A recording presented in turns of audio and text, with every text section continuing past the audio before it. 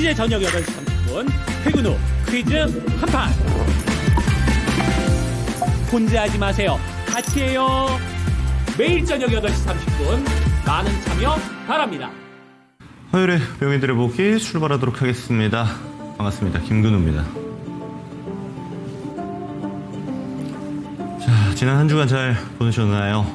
사실 지난 한 주간 다소 우려 섞인 목소리가 많았던 증시였습니다.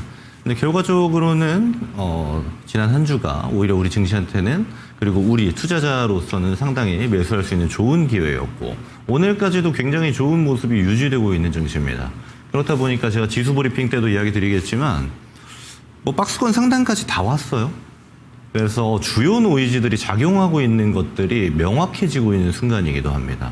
지금은 우리가 시장만 정확하게 보고 간다라면 앞으로 다소 어려운 측면들이 해소될 때마다 긍정 효과로 작용될 가능성이 높은 증시라고 판단할 수가 있는 때라고 이야기를 드릴 수가 있겠습니다. 자, 그러면 거두절미하고 바로 본론으로 들어가서 오늘장 보고 그리고 오늘장에서 주요 이슈들, 주요 섹터들 이야기 드리고 앞으로 관심 가져야 될 내용까지 이어서 이야기를 드려보도록 하겠습니다. 자, 우선은 오늘장 결과 한번 같이 볼게요. 지수 좋았죠? 대놓고 좋았습니다. 실제로 코스피 같은 경우 플러스 1.26. 더 눈에 띄었던 건요. 코스피입니다. 코스피 플러스 1.26.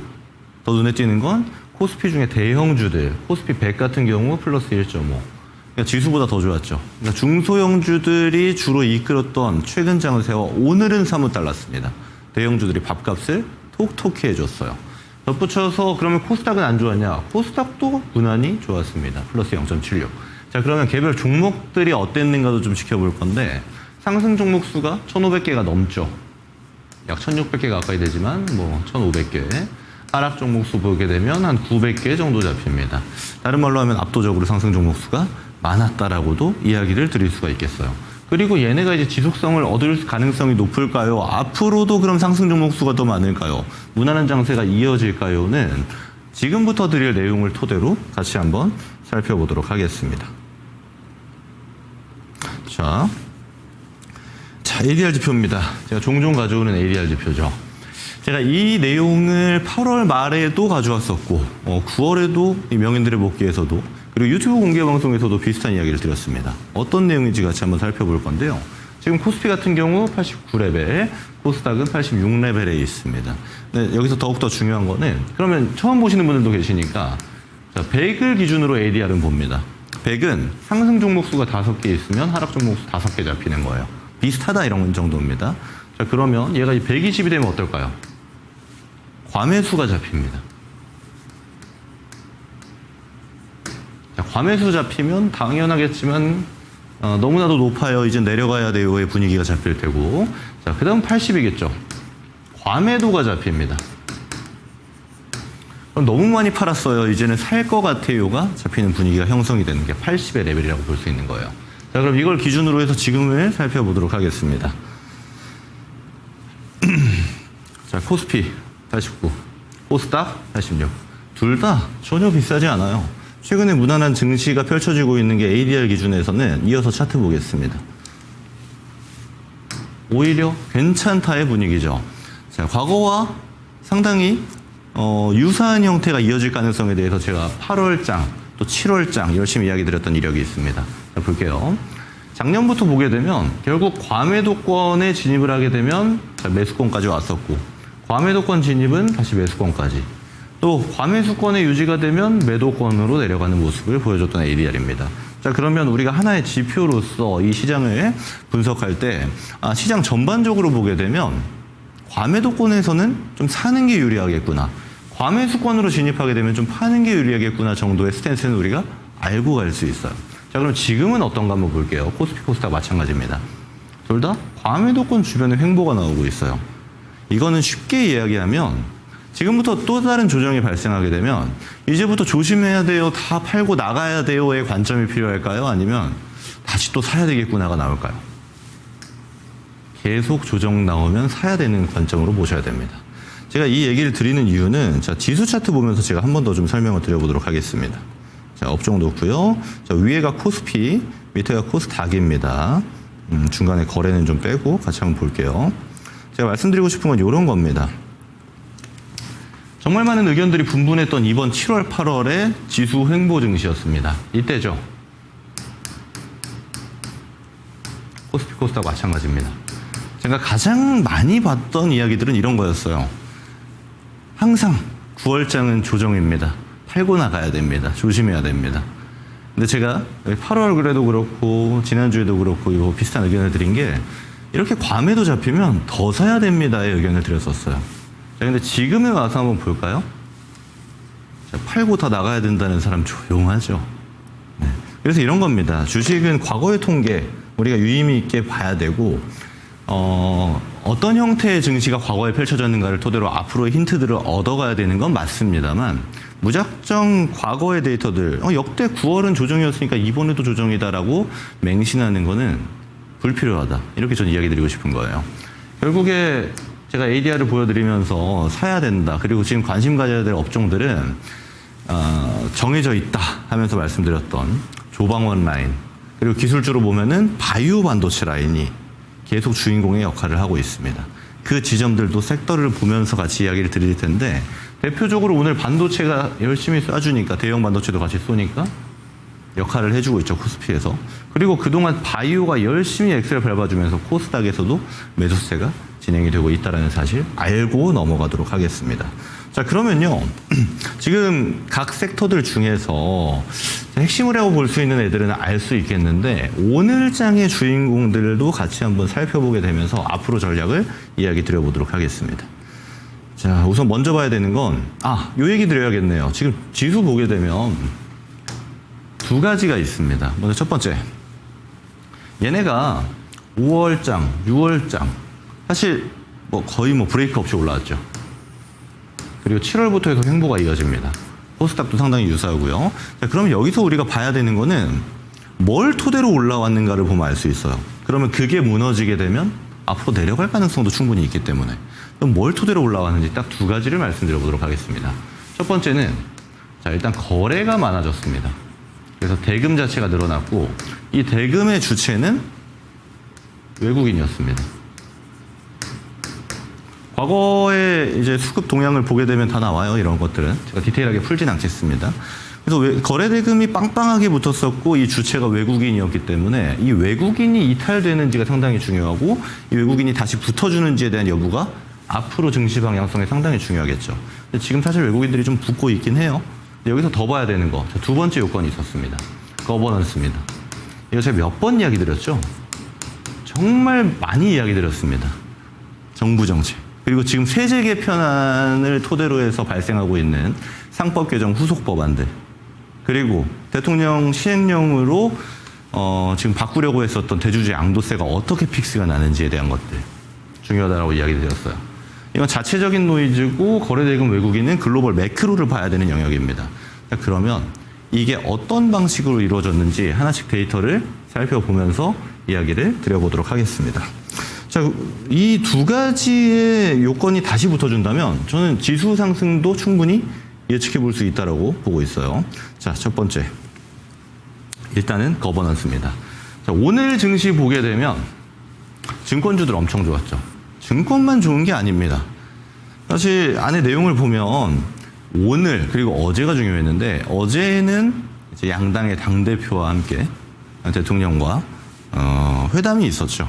근데 이때 주로 이야기 나왔던 게 증시 입장에서는 앞으로 대주주 양도세 50억을 유지하는 게 증시 입장에선 좋은데 10억으로 바꾸려고 해서 들었던 정부가 의견을 바꾸냐 안 바꾸냐가 굉장히 중요했거든요. 이 얘기가 같이 나왔습니다. 50억 유지 기조를 가져가 달라 하는 야당의 이야기였고 대통령령도 긍정 검토를 이야기했었죠. 근데 오늘자 추가 뉴스까지 있습니다. 그게 뭐냐? 국무회의가 있었죠. 여기서 우리 증시가 뭘 민감하게 보는지 알 수 있었습니다. 물론 지금 결과가 바로 나오진 않았어요. 근데 정책실장이 직접 이야기를 했죠. 우리 곧 결과 나올 것 같아. 게다가 약간 이건 지라시성 기사긴 합니다만 지금 보니까 국무회의에서도 이 대주주 양도세 50억 유지안이 어느 정도는 정해질 수 있을 것 같아. 하니까 뭐가 불붙냐? 증시 자체에 일단 전반 매수세 들어갔고요. 자, 이거를 제가 요약해서 보여드리면 분봉 보면 답 나옵니다. 코스피 놓고요. 자, 분봉 놓고 15분봉 보겠습니다. 오늘입니다. 자, 이 얘기가 나왔던 게 11시 정도를 기점으로 해서거든요. 매수세가 계속 이어집니다. 물론 이제 국무회의 끝나고 나서 확정이 안 나오니까 조금 지지부진한 요소도 있었지만 우리 증시는 이 거버넌스가 풀려나가는 형태를 굉장히 중요하게 여기고 있구나에 다시 한번 우리가 확정을 얻어낼 수 있는 순간이었고요. 그리고 제가 요걸 이야기 드리고자 하는 게 아니고 자 그러면 그를 토대로 해서 우리는 뭐 살 건데가 사실 중요하잖아요. 어디 쪽에 주로 매수세가 붙었는지 여러분 잘 생각해 봅시다. 미래에셋증권, 키움증권, 한국금융지주 여기에 제가 야인시대에서 추천주로 드렸던 중간지주사 SK스퀘어까지. 자, 다른 거 볼 필요 없고요. 이 9월만 보시면 됩니다. 잘 붙죠? 매수세 이겁니다. 이게 과거에 5월, 6월 랠리 때도 상법 개정 수혜주로서 금융주들, 증권주들, 보험, 지주사들이 움직였다라면 재차 상승기가 도래되고 있다는 거예요. 제가 이거 처음 얘기하는 거 아니죠. 지난주에도 말씀드렸었고 지지난주에도 얘기 드렸습니다. 어차피 거버넌스가 붙어야 지수가 움직일 수 있고 붙게 되면 먼저 매수세 붙을 쪽은 이쪽 라인입니다. 그러니까 밑에 깔려있을 때 당연히 사야 되는 영역입니다. 제가 이 얘기를 왜 드리냐면 오늘자 올라가니까 이제 좋다로 또 들어가고 있어요. 수많은 이야기들 많이 돕니다. 여러분 그럼 그런 관점으로 보면 어떻게 될까요? 이 고점에 또 딸려 들어가야 됩니다. 지금 사야 돼요? 이거 아니죠? 제가 이미 미리 많이 말씀드린 영역이었고 제가 유튜브 공개 방송에서도 짚어드렸던 내용입니다. 여러분들 꼭 참고하세요. 왜냐하면 이것도 지금 사겠다고 하면은 비중이 애매해집니다. 밑에서 비중을 미리 깔아두었더라면 이제 위에서는 분할 매도 쭉쭉쭉 가져가면 끝이에요. 근데 이거 지금부터 사면 어떻게 타점을 잡아야 될까요? 어려워지는 영역이 되는 겁니다.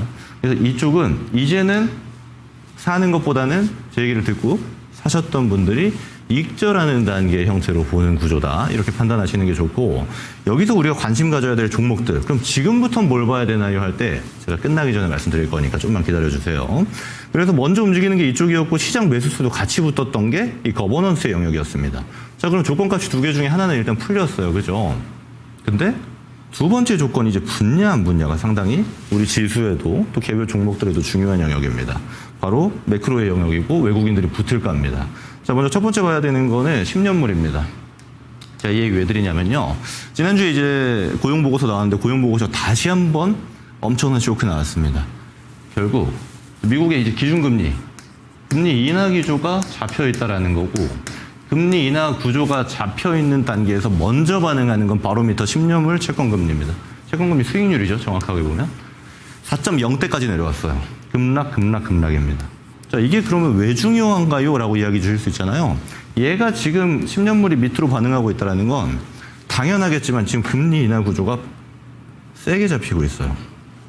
자, 이거는 시카고 상품거래소 기준으로 지금 앞으로 금리가 어떤 방향으로 예측하는지 시장의 예측치입니다. 올해 12월 FOMC를 기준으로 놓고 보면 금리 인하 3번을 예상하고 있습니다. 다른 말로 하면 이번 9월에 B컷 예상도 11%대 후반이에요. 12% 잡히고 있습니다.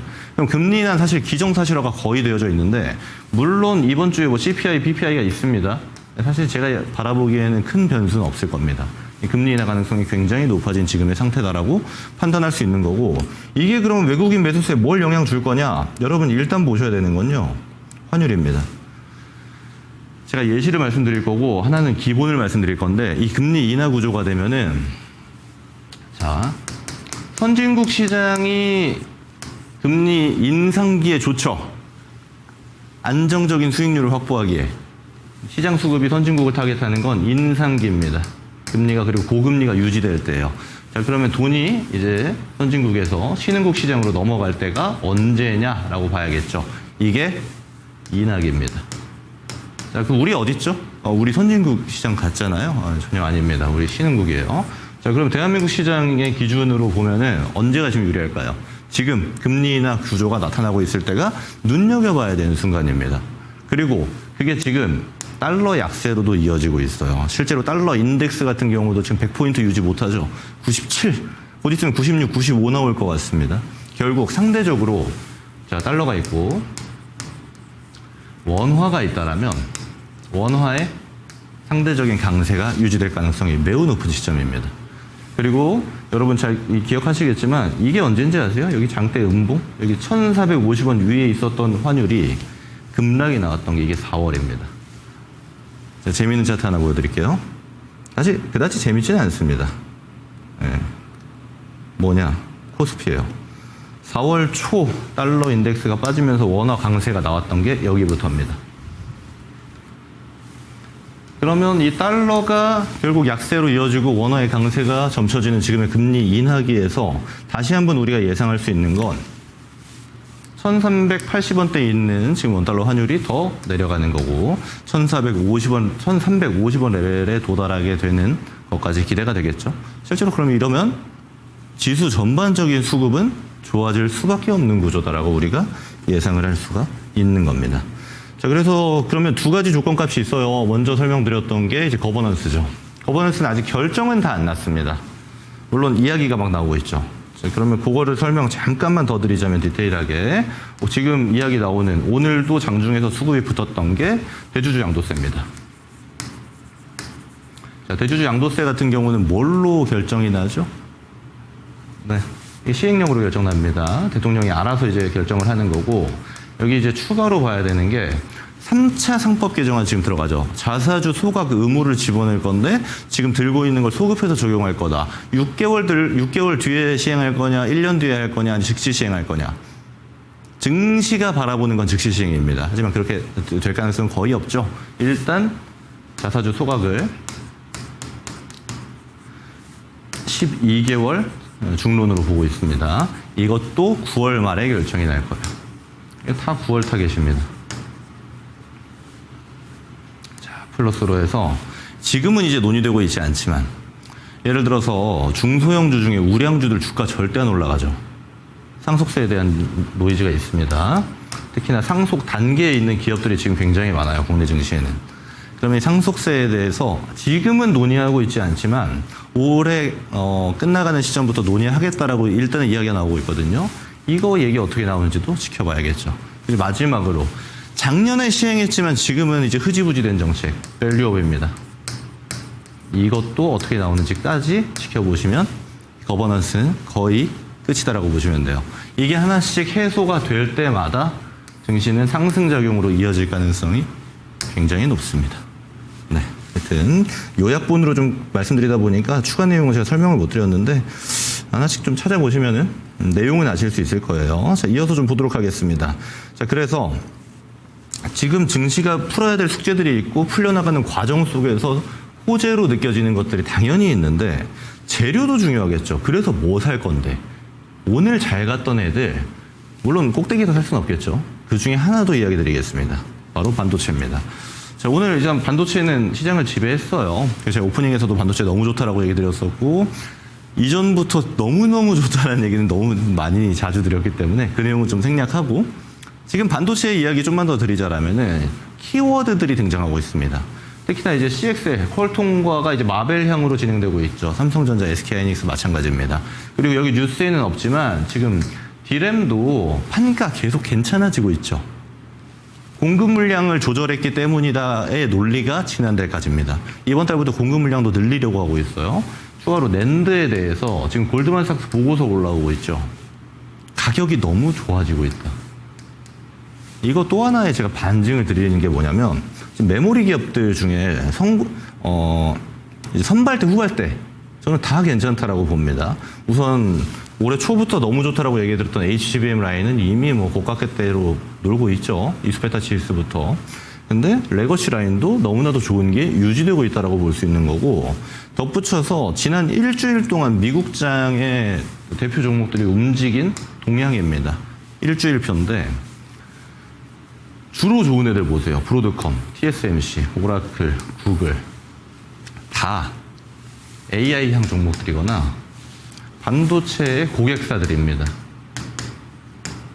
우리 입장에서는 주 고객들이에요.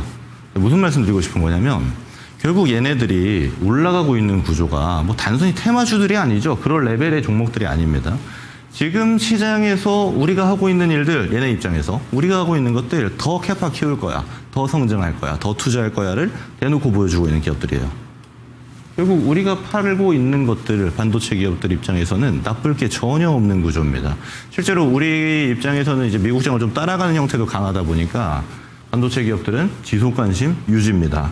그 중에서 이제 오늘 키워드 붙은 게 CXL이라고 얘기 드렸었는데 CXL 관련주 중에는 기존에 이제 소캠 관련주랑 상당히 유사하거든요. 왜? 기판이 먼저 수혜입니다. 당연하겠지만. 자, 그럼 기판주들이 오늘 잘 움직였는가 같이 한번 보면요. 자, 일단은 자, 이수페타시스부터 좋죠. 신고가 뚫고 있고 대덕전자 여전히 좋습니다. 신고가 레벨이고요. 이거 지금 따라 들어간이라는 얘기는 전혀 아닙니다. 심텍 좋죠. 코리아 서킷 마찬가지입니다. 무슨 얘기 드리고 싶냐면 여기 있는 이제 기판주들은 대표적으로 대덕전자나 심텍은 제가 추천주로도 드렸지만 여기선 이제 들고 가시는 분들이 수익 실현하는 영역이죠. 또 조정 나옵니다. 이런 때 또 나와요. 사셔야 됩니다. 성장세가 이제 출발이에요. 무슨 말이냐? 이 꼭대기 따라 들어가라는 얘기 아니죠. 똑같아요. 얘네들 또 올라가는 구조에서는 파시고 중간에 제가 동그라미 치는 구간처럼 쭉 빠지는 라인 오면은 아 얘네가 끝났다 이런 방식으로 봐야 될까요? 아니요. 사야 되는 구조로 보셔야 된다라고 말씀을 드리는 겁니다. 자, 그래서 이 기판을 토대로 해서 지금 전공정 소재 기업들이라든지 또 대표적으로 소켓 기업들도 제가 뭐 나열은 안 했습니다만 대부분 수혜입니다. 그리고 소켓류 기업들은 지금 실적 수출 다 잘 지키고 있죠. 참고로 좀 보시면 될 것 같아요. 자, 넘어가서 이제 시간이 많이 없기 때문에 내일부터 그럼 관심 가질 애들 어딘지 좀 얘기 드릴게요. 자, 첫 번째 바이오입니다. 바이오는 뭐 워낙 많은 제가 설명을 드렸기 때문에 설명은 좀 생략하고요. 추가 붙은 애들만 보면 작년에 통과 안 됐었던 생물보안법 있죠. 지금 다시 얘기 나옵니다. 그리고 이번에 얘기 나올 때는 기업들까지 아예 명시해 버렸어요. 중국 기업들을. 대표적인 게 이제 우시 그룹이죠. 우시 바이오로직스, 우시 앱텍인데 이쪽 향 기업들에 대한 상법 개정이 다시 추진되면서 일단 금리 인하를 토대로 해서 바이오주들이 탑 섹터로 거듭난 거는 마찬가지입니다. 지금 바이오 많이 올라갔어요. 제가 많이 얘기 드렸던 게 이제 플랫폼 라인이죠. 알테오젠부터 해서 뭐 리가킴이나 ABL 바이오 라인. 이쪽은 뭐 다 신고가를 당연히 뚫고 트라이하고 있는 데고 추가로 이제 D&D 퍼마텍이라든지 메쉬, 비만 타겟 종목들, 올릭스 다 쌌어요. 마찬가지입니다. 뭐 펩트론도 그렇고요. 펩트론은 조금 조심하셔야 될 것 같긴 해요. 이번에 라이센스하고 안 나오면 펩트론은 급락 나올 수도 있습니다. 자, 하여튼 구조가 좀 있는데 이 반도체 대표 종목들은 뭐 이미 시세가 나왔으니까 끝났다로 보시는 게 맞을까요? 아니요. 얘네 추가 재료 있는 애들이랑 조심해야 될 애들이 섞여 있기 때문에 들고 있는 분들은 챙기시는 영역으로 보되 약간 스터디 하시면 기회 또 주는 애들이 분명 등장합니다. 근데 중요한 거는 여기 대표 종목들이고 아까 말씀드렸던 CDMO 많이 안 갔어요. ST판, 바이넥스, 삼성바이오로직스 오늘 1조 8천억짜리 수주 공시 나왔죠. 많이 안 갔습니다. 충분히 봐야 될 애들은 있고 바이오 순환매 나올 겁니다. 신약 라인은 아직 출발 안 한 애들 많아요. 결국 금리 인하기에 바이오가 한 번에 끝나는 구조 전혀 안 옵니다. 한 번 출발했으면은 조정 나오면 또 가고 조정 나오면 또 가거든요. 그 안에서 상단 레벨 종목들 쏘고 그다음 하단 종목들 쏘고 조선주가 지금 기자재들 움직이잖아요. 비슷한 구조로 보실 수 있는 거고 계속 관심입니다. 바이오는. 자, 두 번째 그리고 지금 조용한 엔터입니다. 지금 엔터주 같은 경우는 사실 지금은 좀 조용하죠. JYP가 이제 넥스트레이드에 대해서 좀 움직이는데 하이브라든지 SM, YG 엔터, 뭐 YG 플러스, 디어 종목은 요 정도 한번 볼게요. 뭐 종목들이 많아요. 엔터주들도 조용할 때 사셔야 됩니다. 얘네들 다 안 끝납니다. 엔터 안 끝나요. 그리고 이번 2분기 실적 때 보셨겠지만 계속 올라가죠. 지난 1분기 실적부터 해서 이 구조 안 끝납니다. 다만 지금 시장이 반도체에 집중하고 바이오에 집중하다 보니까 다소 순서가 뒤로 밀렸을 뿐이에요. 엔터주들 지속 관심은 가져가셔야 됩니다. 그리고 이 중국향 소비재 기업들은 엔터주 포함해서 많이 있어요. 네, 지금 꿈틀꿈틀 바닥에서 움직이는 애들 많죠. 관심 가지셔야 됩니다. 그래서 지금 포트는 나눌수록 유리해지는 구조이기 때문에 좋은 애들만 나누셔도 리스크는 최소화하고 우리가 수익 보는 건 극대화할 수 있는 그런 시즌이다라고 보실 수가 있겠습니다. 자, 얘기를 좀 더 드리고 싶은데 시간상 여기서 좀 마무리하도록 하고요. 자, 다음 주 화요일에도 여러분들께 시장의 중심이 되는 이야기들 가져와서 화요일에 명인들의 복귀 이어가도록 하겠습니다. 자, 시청해주셔서 고맙습니다. 여기까지 하도록 하겠습니다.